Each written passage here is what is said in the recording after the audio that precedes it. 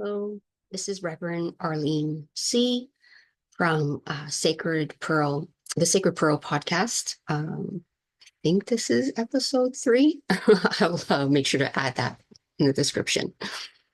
So, I'm very behind on sharing another video, and I finally had a few moments. I thought, okay, I'm going to do it now. So I apologize if it's not again like the best of sound or whatever is happening.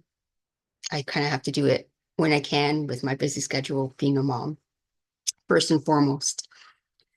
So, what I wanted to share, as I mentioned in the last video, after having that amazing encounter with Pastor Harvey at a local mall on Easter weekends, on the Easter Monday, because it was still like a holiday PA day for my sons. So we went, gallivanting kind of thing. We went on a little shenanigans adventure to the mall that day. So, um, you know, in that moment too, and just in conversations I've had with my mom about my life, and my conversations always, that I'm constantly having every day with God. And, when I talk to Jesus and I talk to Mother Mary, I talk to Kuan Yin, talk to Buddha, I'm talking to my higher self team, to my higher realm. I'm, constantly in conversations, right? Where um, and Archangel Michael too, like, we're peeps. I always say, we're pretty tight. Um, he's been someone who's been with me uh, a lot in my life.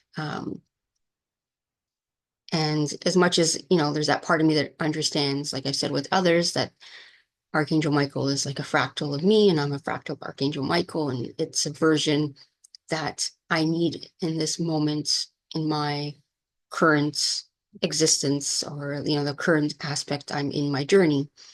Um, but still, it brings me comfort either way. So in these conversations and just, like realizations of remembering, I realized that, you know, there have been many points in my life, especially when I was younger, from a baby till my late teens, basically like stepping into early adulthood, so like 18, 19, right? There's been so much that's come through and has happened that I almost died, right? Like there was some very serious, concerning, things that were happening.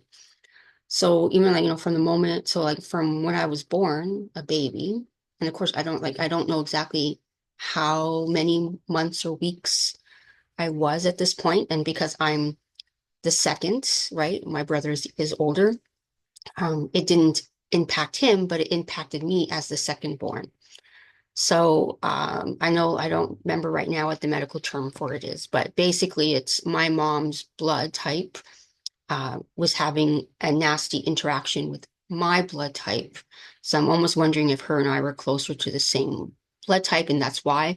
So I basically I had to have a blood transfusion as a baby because my mom's blood was basically killing me, and I needed to have a blood transfusion. And from what I understand, it was my dad then that donated his blood to me to kind of help offset, or, again, I don't have all the details because to, understanding my mom, like my parents, coming, from Portugal to Canada and not having the language and quite understanding so much. So, you know, they were very limited still to their level of understanding of what they could understand with the language and the medical stuff. So that's all she knew. She knew that her blood was hurting me and that they needed my dad's blood to be transfused into me so that I could live.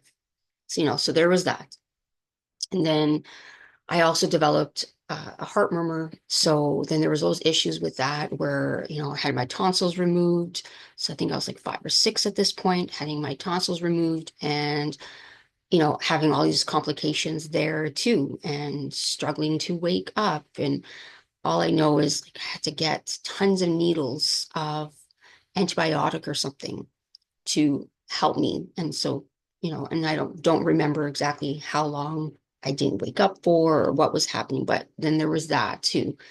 So, and um oh wow, and even now too, it just came to me now when I think about it as well, like even pregnant with my firstborn, I started to develop like preeclampsia and stuff like that, and there was a lot of things happening with my health at that time too. So another moment that maybe I wouldn't have come out, you know, with, that it just wouldn't have been the best of situations. Um, so then, so one thing that happened that, again, because I wasn't always so, like, I didn't really, it's like I knew of those things that happened to me, but as a child and stuff and growing up, but, like when you're going through depression and you're going through suicidal tendencies and thoughts and and you just want your life to end, you're not thinking about the fact like, hey, like look how many times you've been saved, right? From not dying. But now I have that level of understanding. So here I was in my late teens, probably I know it's close to being 18. And already at this point, I already suffered, a lot of things with depression and stuff too. And, I started, doctors put me, again, like when I say this too, I was young and again, my parents didn't know any better. They just trusted the medical system. And at that time, the medical system didn't have the information they have now, where it's like, it's not probably a great idea to be giving anyone under the age of like 18 or even 21, antidepressants, kind of, especially all the different kinds I was on at like 12, 13 years old, like on the type. Yeah. So it was not a great thing. But again, what did we know? Right. Um, and so, yeah. So, already they started me off really early on some heavy antidepressants at this point too. But anyways, so one thing I do remember is was like it was close. I don't know. There was a time, I'm trying to think, because again, there was a few different times of me wanting to end things and making plans. So, and they must have all kind of happened around this, like close to the same time. So I didn't exactly do it on the date I was planning to do it, but something had happened, maybe. I don't know. Again, it's so hard because it was so long back then. And with everything I've kind of been through and all the uh, especially in this field of self-discovery and self-work and self-healing and connecting to my inner healer and expanding my consciousness, understanding my consciousness, developing this close relationship with God and Jesus, and you know, um, not in the typical religious way, but in my own connections, right? Um, through through metaphysics and spirituality and um, just love, right? Just love for these omnipresent, beings kind of thing. Um, so one thing that had happened that it still like floors me. And again, I was young and, you wish you had a better memory, but there's just like core aspects of it that you remember, but there's so much like in between that you don't remember, but you wish you did. So all I do remember is that at that time, I was planning to kill myself on my 17th birthday. So that would have been in October. And then what had happened was, so I already had that kind of like planned out in my head. And again, it was like silly things too, because I just thought like, oh, like died on the 17th of their 17th birthday. Like, I don't know. It's just weird things that were going through my head at that time. And just all the pain that I was in, right? And like now that I look back and I see what was happening, at least for me, I understand that I didn't want to die. I wanted the pain to stop, right? And at that time, the only thing that made sense was dying because I felt like that was the only way the pain was going to stop. And, doing things, especially the cutting and everything of myself, like doing all that physical harm to me, it still felt better. It was more still of a release. It was like, it still felt better than the pain I was feeling emotionally. And the fact that I just felt like I was a burden and that I was taking up space and room and that I didn't deserve to be here, that someone of greater importance, needed my space, like needed to take the space that I had because they could have done more with it, that they were just more worthy of being here. So, yeah. So that's like just something I remember that, that's a lot of what I was experiencing at that time. I just felt like I was just taking up space and that I wasn't worthy of being here. So, so then what happened was, so at this time, at that age too, certain things that had happened with me, and my mom being, knowing that I was struggling with my depression and knowing that I had been cutting myself and doing things, right? Uh, she was always afraid to like leave me home alone because, she didn't know if she was going to come show up to something, right? Um, and so there is this, and like I think I've said in videos before too, right? We're even on this podcast so far, even though we're still like so new into it. The whole like the mysticism, the mystic, the oracles, all those things, and believing in this higher power has always been something that has been in my awareness, something I grew up with. And people who, you know, communicated with Jesus and shared information and God and stuff like that. So, just because like, too, like with a lot of saints, right? A lot of saints as well will, um, have messages from Jesus and stuff like that. So to us, like to me, that was just normal, right? That was just natural stuff that happened. So there was this special priest person that was coming to where I was living from Portugal. And this, priest was really well known for communicating with Jesus and would receive messages from Jesus. And during the service, he would share these messages. And so he was coming and they were holding this big service so that they can hold more people at one of the local Catholic high schools. So uh, we went, right? So it was my mom, myself, and then my cousin was with me too. And, again, like everything was in Portuguese. So I understood to a degree, but, it's always different when it's not the same dialect that you hear at home and stuff, right? Um, so, we were there. And, it was, of course, you feel touched and everything because you can feel the energy of the music and people singing and, everybody there. So there was this whole time, like, so the priest and the person who was with the priest that kind of would sometimes then relay the message and stuff. Um, he was doing that. And then it also came to this one point where, and this is the only time they ever spoke English. They never spoke English throughout the whole thing before and after this moment. It was always in Portuguese. So that alone was just like, wow. And all I remember is that, and again, this isn't verbatim.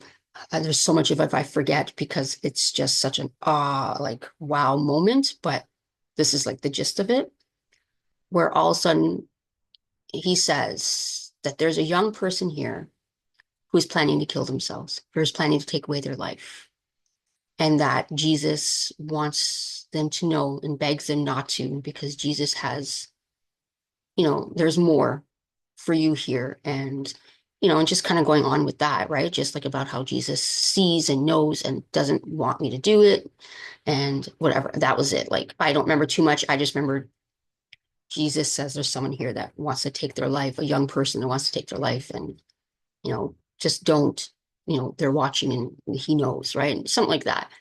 That was it. Like, waterfalls, right? And I had to like run out of the room, go to the bathroom. I was just crying, just like, oh my gosh, right? Like, what a moment. And my cousin follows me. She's like, my gosh, like, what's wrong? What's wrong, Arlene? What's wrong? And I'm just like, oh my gosh. I'm like, you don't understand. I'm like, I've been planning this on my birthday, like, and it's just in a few months, like, but this was probably more still a summertime, right? Because it was hot out. And it's just like, wow. Yeah, it was just like a crazy moment. And I can't remember what happened at one point. So that's what I mean. Like, I can't remember how shortly after this had happened that it wasn't my birthday, but something again triggered the pain. And I took a bunch of pills and drank alcohol to take it down. And all I remember is eventually having to be, I don't know, according to my mom, I left a note and I still walked to work. and and they found me at the bench outside of my work in my uniform. And I was basically like in and out of it. And they were able to rush me to the hospital. And then had to get my stomach pumped. To me, my memory is I never left the house. And all I remember is my mom finding me and calling my aunt who had just dropped her off to rush back so they could take me to the hospital. But she says, like, no, like you walked to work and you did all that. I'm like, see there's so much I don't remember. But yeah, so I mean, and then again, having my stomach pumped, another time that, I really could have gone to. And here I still am, right? Like it's just wow. So some reason I'm here. um, and I'm getting emotional because I think of my boys and I think a big reason could be because I was meant to be their mom, right? And usually with my boys, when I think about them, that's when like I get emotional really easily and very quickly. A lot of other things, usually takes me by surprise, right? And it's not something that I think I'm going to get emotional about. But when it comes to my boys, it is. And I do feel that, as much as I'm not going to sit here and say like, yeah, I have no more um, depressional tendencies or excuse me, anything like that. No, I'm not going to sit here and try to be like, oh yeah, like no, I'm like it's all unicorns and rainbows and ice cream now. Like no, I am still learning and processing and growing and understanding, right? And seeing what else I can do like to support this part of myself, right? Because there's still something there with it that isn't fully cleared, I guess we can say. But at the same time, I've still been doing what I always do, which is, I still wake up every day. I still show up as best as I can every day. And I've learned to be more compassionate with myself, right? And to give myself a bit more of a break where it's like, you know what? You're having a shitty day today. Today just feels like a shitty day. Today you feel low. And I need to be okay with that. I need to be okay with the fact that, hey, you know what? Like maybe I'm not gonna be able to do as much today as I wanted to. Just getting up and doing enough to support my boys and take care of them needs to be enough. And I need to be okay with that. And that, like stuff is still gonna get done. And understand that, like, yes, it's not that, I'm not gonna let it go on for like a week or something or more, but sometimes in just that moment, and then I need to do things that I need to do that will help me to move through it and gain a sense of myself again, right? In that, um, and I'm constantly going within and just, and the same time, like another aspect I tell people too, or in something I've noticed with a lot of people who are on a spiritual type of journey is, sometimes we get too wrapped up in the inner stuff and we have to like, do all this inner work. And yes, we do. But then there comes a point where you kind of, you can't allow it to be such a distraction. Sometimes it becomes more of a distraction or another kind of coping mechanism, or more like a spiritual bypass in a way too, right? Where it's like sometimes you just need to be in it, right? Sometimes you just need to be in the gunk and just go with it and not try to sit there and try to like dissect it, because then you lose the point too. And you can get so lost and wrapped in that you kind of go down this rabbit hole. So that's another thing I find too, that, there is this fine balance when you are on this journey, doing the work, connecting to that conscious awareness, understanding a conscious awareness and what that means and what that is, you know, you can, right? Like you can totally go like left and right field, like total opposites, right? Like, and you just kind of get lost in this, scenic route of places you don't need to go be, you don't need to take, right? Going that scenic route didn't really do anything for you. So yeah, I don't know, it's just been so interesting. Like, I don't know, this journey is it's just wild. Like, I don't know how else to put it. Like, would I've ever thought all those years ago, being a teenager, that this is where I was going to be? That I was going to be this person? No, because in my head, I was going to die, right? Like, there was no reason for me to be here. And not that I would ever put this kind of responsibility on my children, but I do feel that becoming a mother and them being special needs, it's a big something, it's a big part of what's saved me from myself. It's a big part of what's helped me to be able to sit with what I've been experiencing and feeling, these stories I tell myself, um, and in helping to nurture them, of course, like they are my greatest teachers. It is teaching me how to nurture myself, right? And a lot of what we experience now as we become adults is we are very much reparenting ourselves, right? And it's not to sit there and criticize our parents or our families or anything, like, they did the best they could with what they had and their level of understanding. But there was a lot of things that, yes, wasn't healthy, right? There was a lot that I was exposed to and experienced that wasn't healthy. Um, and I need now to learn to dissect that in a way without, going too far deep the rabbit hole, but at least acknowledge those things, acknowledge the limitations and um, the, what's the word I'm looking for? Conditions, the conditions, right? That was placed, right? Where, it was this unhealthy give and take, um, and just, yeah, stuff like that. So it's been a very interesting human experience up to this point. And yeah, I never would have thought I would be here where I am,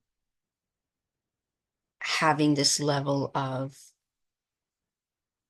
self-awareness, I guess would be the best way to describe it.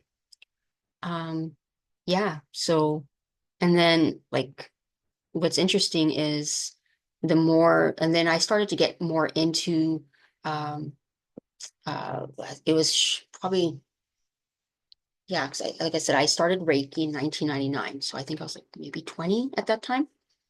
So, and then that too, like that started to really open me up and started my healing process without me even realizing. I was really, diving deep and had no idea I was going to end up here with the different modalities and experiences that I have. And, and again, and then the struggle with, I kept seeing this separation between Jesus and God and, religion and healing and spirituality and all these different things, right? Um, and as the years went by and the more I started practicing Reiki, and just doing this energy work. So especially in the last,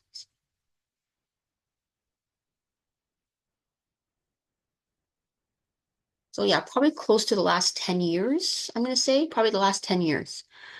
It started already a little bit earlier than that, but like a more clearer recollection of it is probably the last 10 years.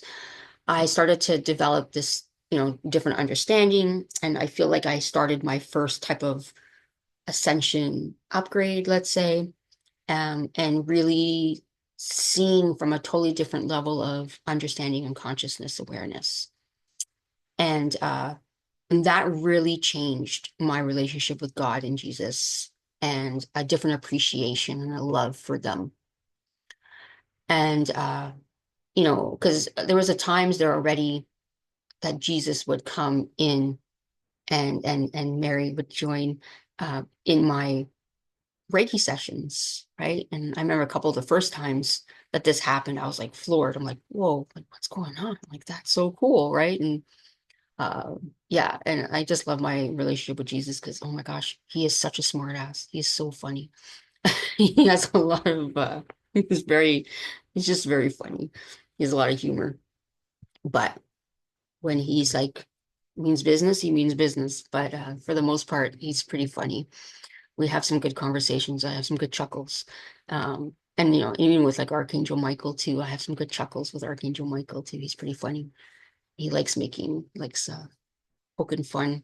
It's especially Archangel Uriel.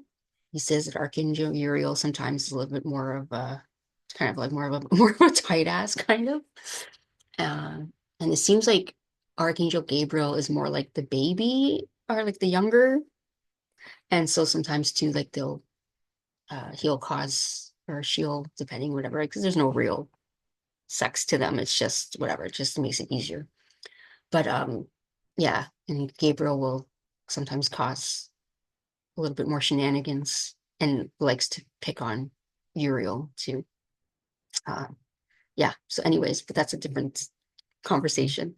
But yeah, so like, and it's in doing this work and everything that's happened, especially in the last 10 years, that it's really opened,